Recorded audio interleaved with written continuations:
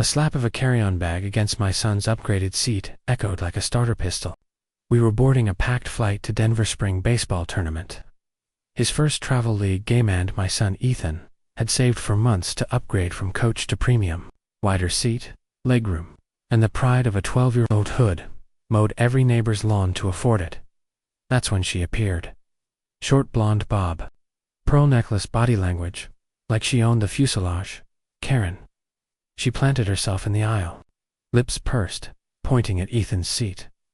"That seat belongs to my son," she hissed, loud enough for half the cabin to look over. I blinked. "We paid for it. Assigned, right there on the ticket." She shoved a boarding pass within inches of my face. 15A, our ticket. 13 a dot close, but no overlap. Still, she crossed her arms like she was filing a complaint with the universe itself.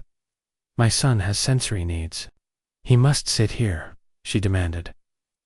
Ethan looked up at me, knuckles white on the armrest.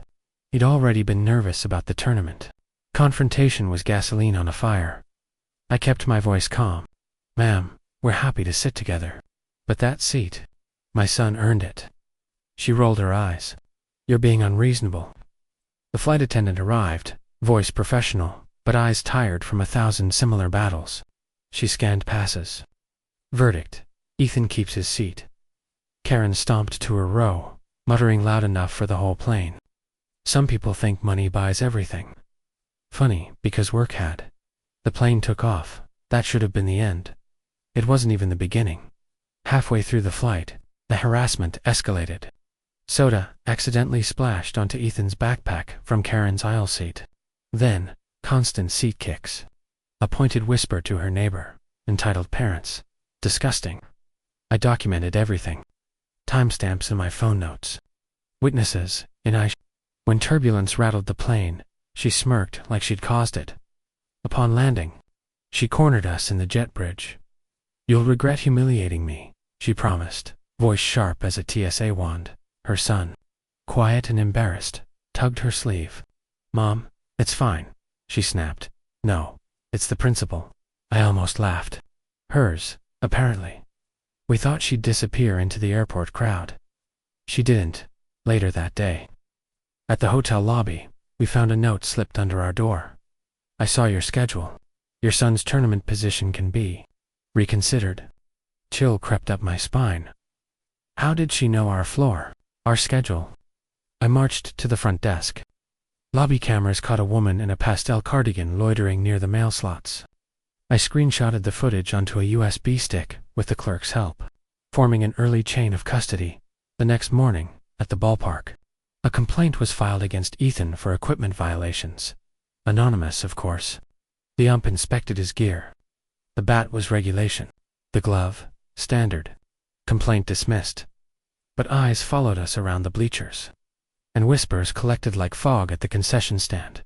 Karen strolled up with a smug grin. "Told you. Wrong people to cross." She tapped a laminated ID badge on her lanyard. AHO, a board member, not even related to our trip. And yet she wore it like a badge of power. "You're out of state," she went on. "But I know people." I nodded slowly. "That's great. I know bylaws." She blinked, confused. My dry humor usually had that effect. That evening at the hotel, the harassment doubled. Security knocked, reporting a noise complaint against us. We were asleep. Luckily, my doorbell camera at home pinged, too. Karen or someone who looked exactly like her standing on my porch, snapping photos of my property line and mailbox. My stomach sank. This wasn't about a seat anymore. This was a pattern, and patterns leave evidence. I filed a report with local police, attaching hotel footage, timestamps, and details. Then I emailed my neighbor, who pulled stills from our community CCTV, her car creeping past our driveway at 10:42 p.m. train-linked. Proof was forming link by link. The trip ended. We flew home quietly, thankfully. But as we drove through our neighborhood, a new sign greeted us on the curb. "Mailbox height violation. $150 fine." The sender, RHOA. The signature, Karen, newly elected president. So that's who she knew. She'd jumped jurisdiction. Airplane entitlement to property rights, harassment, without missing a step. Ethan's smile faded when he saw the notice. Baseball trophies sat silent in his lap. "No," I said quietly. "We're not letting this happen." I photographed the mailbox, measuring tape against regulation standards to the millimeter. Section 4.7 of the HOA bylaws backed me. Perfectly compliant. Then I filed a cease and desist, citing harassment, retaliation, and misuse of authority. As I sealed the envelope, I smiled. She wanted a principal. She was about to get one in legal ink. The certified letter hit her mailbox at 9:12 a.m. Chain of custody receipt signed by a very confused postal clerk.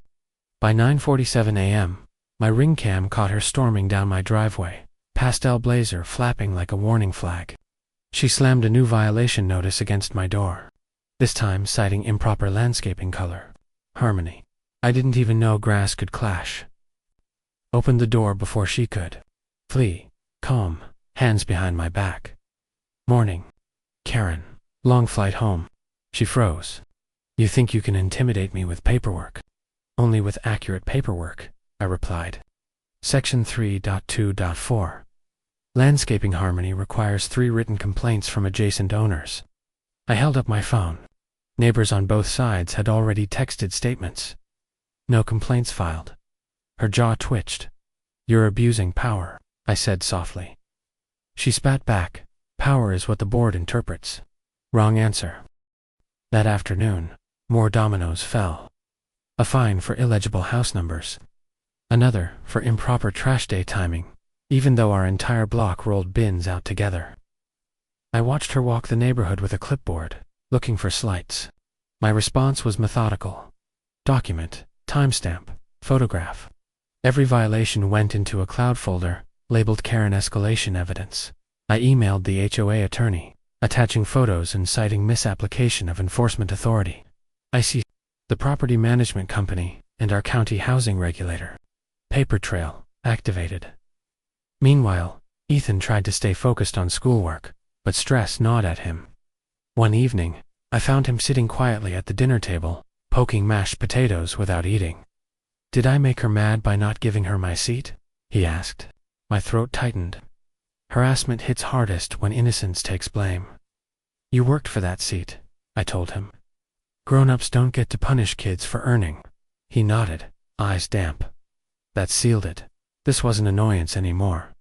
This was war with legal boundaries. 3 days later, something snapped. At 7:42 p.m., my side gate clicked. Quiet, but not quiet enough. My security floodlight flared to life. On the camera, Karen, measuring my fence height with a tape measure in the dark like a suburban cat burglar. I stepped outside slowly. Evening. Lost. She jumped, eyes wild. Anonymous complaint. "Your fence is over regulation." I pointed to a brass survey pin, embedded in the concrete installed by a licensed surveyor when I bought the property. "Fence is 2 inches under maximum. Want to see the plat map?" She backed away, muttering. The next morning, a fresh violation still arrived. That's when I brought in an ally. Attorney Michelle Cortez, OA law specialist with a reputation sharper than titanium shears. Her advice was surgical. Keep collecting, build a pattern. She overplayed her hand. And overplay she did. The breaking point came when Ethan's baseball coach called. "She tried to file a complaint with the league," he whispered. "Said your son used steroids because he ran too fast." My blood chilled. Weaponizing children. That crossed every moral line. Coach laughed it off. Of course Ethan weighed as much as a backpack full of feathers, but humiliation lingered, and humiliation leaves fingerprints. That night, I parked across from the HOA office after hours, dashcam rolling. At 11:08 p.m., headlights spilled across the lot. Karen emerged from a sedan, arms full of violation notices. She slipped copies into random HOA members. Folders retroactively approving made-up infractions. Fraud, chain of custody. Was clear. She was fabricating paperwork. Camera proof, .timestamped, .geo-tagged. I forwarded the footage to Michelle. She replied with one word: perfect. The next HOA board meeting was standing room only. Residents buzzed about sudden fines, arbitrary rules, and Karen's midnight clipboard crusade. She strutted in like a dictator at a pep rally. "We need stricter enforcement," she announced. "This community is slipping." I raised my hand. "I'd like to present evidence." She tried to deny me. Bad move. Bylaws Section 2.6 required open comment from any homeowner in good standing. I connected my laptop to the projector. The room dimmed. Click. Security cam footage. Karen leaving notes under my hotel door. Click. Neighborhood. CCTV. Her creeping past my driveway at night. Click. Dashcam. Her stuffing fabricated violation forms into member folders. Gasps rippled like wind through tall grass. A board member leaned into his mic. "Madam President," explained. Her voice cracked. "Those are taken out of context." Context wasn't on her side. When the housing regulator entered, Michelle had invited him quietly. The room erupted. He cleared his throat. "Effective immediately, an investigation is opened into misuse of authority and fraudulent enforcement. Madam President, please surrender your keys and access." Her face drained of color. She tried to slink toward the door. I stepped aside politely. "Remember your promise?" I whispered. "You said I'd regret humiliating you." She didn't look back.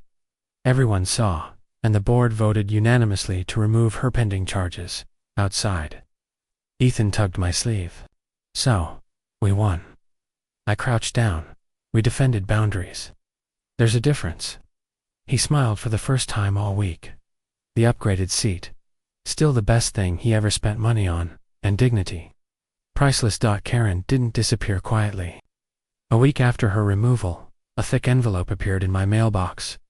No return address. Inside, a cease and desist letter, written in shaky legal jargon, claiming I had harassed her and damaged her emotional well-being. At the bottom, she'd scribbled a signature that looked like it had been panicked into existence. I forwarded it to Attorney Cortez. Her reply, invalid. No lawyer would sign that. Keep collecting. And I did. 2 days later, our HOA tapped a temporary president, Mr. Benson. A retired sheriff's deputy with the calm voice of a man who'd survived worse than nosy landscaping wars. At the emergency meeting, he announced an audit of all violations issued under Karen's presidency. The results were staggering. Out of 146 citations, 91 were baseless, 34 fabricated outright, and 19 targeted at families she'd argued with Mosley over trivialities like Halloween decorations or parking angle preference. The board motioned to void them all. Residents sighed in collective relief. But as always, consequences don't stop at paperwork. Meanwhile, deeper digging uncovered something bigger. Cortez found that Karen had billed HOA funds for travel, enforcement expenses, flights, hotel nights, including our tournament weekend. She'd expensed the entire trip. Now we had fraudulent reimbursement, stalk-like behavior harassment of a minor unauthorized data access hotel schedule. The regulator's office requested everything. I handed them a neatly organized file, USB, violation spreadsheets, plat maps, screenshots, chain of custody logs, the works. I didn't raise my voice. I didn't slam a door. I just provided proof. One morning, a white sedan pulled into her driveway, county inspector decals gleaming in the sun. 2 officials walked up her porch. My ring cam caught every word. "Ma'am, you are hereby served with notice of investigation for fraudulent activity within a regulated homeowner association." Her shrill response, "You can't do this. I was the president." Power isn't a title. It's accountability. They asked her to return keys, files, and access codes. Instead, she slammed the door. The inspector sighed and noted the obstruction in his report. Strike 2 later that afternoon. I sat at my desk reviewing camera logs when an email pinged a threat from a burner address. "If you keep pushing this, you'll lose everything." I traced the metadata to a Starbucks 3 miles away. Public Wi-Fi. Amateur move. The IP subpoena was quick. Cortez was frighteningly efficient. It traced back to her laptop. Strike 3. The final showdown came in county court's small room. Big stakes. The overhead lights hummed as Karen entered, wearing that same pearl necklace from the flight. Eyes darting around like exits were disappearing. The judge reviewed evidence calmly, expression neutral. Dashcam timestamps, hotel hallway footage, chain of custody logs, expense records, email metadata. Piece by piece, the puzzle locked. Karen's attorney hired late. Frazzled tried to argue emotional distress, but the judge's eyebrow raised like a gavel in midair. Distress does not justify fraud, retaliation, or harassment, he ruled. Penalty, immediate removal from HOA. Board eligibility for life restitution, a fraudulent community service restraining order, prohibiting contact with my family. When the gavel cracked down, the echo was sweeter than stadium applause. Karen slid into her chair, face pale, lips trembling. She whispered, "This will ruin me." Actions tend to do that. Outside, reporters gathered. Apparently word had spread about an HOA president abusing power. Microphones angled. Cameras clicked. One journalist asked, "How did you stay so calm through all this?" I shrugged. Noise fades. Paperwork lasts. The clip went viral. Weeks passed. The restraining order held. Violations stopped. The neighborhood sighed into peace. Kids rode bikes without being photographed for tire marks on sidewalk. Halloween came. Decorations bloomed like rebellion. One afternoon, raking leaves, I noticed moving trucks at Karen's house. Furniture wrapped, boxers stacked, her pearls tucked away. She avoided eye contact. Shoulders slumped. Her son waved shyly from the cab, genuine relief in his eyes. Maybe he'd get to breathe now too. That evening, sitting on our porch swing, Ethan leaned against me. "Dad," he said, "if she'd just asked nicely, would you have switched seats?" I nodded. "Absolutely." He smirked. "So she lost everything. Over manners." "Respect," I corrected. "Boundaries exist to protect everyone. Cross them, and consequences follow." He stared at his old plane ticket stub, laminated, now his idea. A trophy of earned dignity. The upgraded seat wasn't about legroom. It was about earning space in a world that sometimes tries to steal it. If you've ever faced a HOA tyrant, a petty neighbor, or someone who thought power excused bad behavior, drop your story below and subscribe for more battles. One with calm preparation, clean evidence, and one simple rule.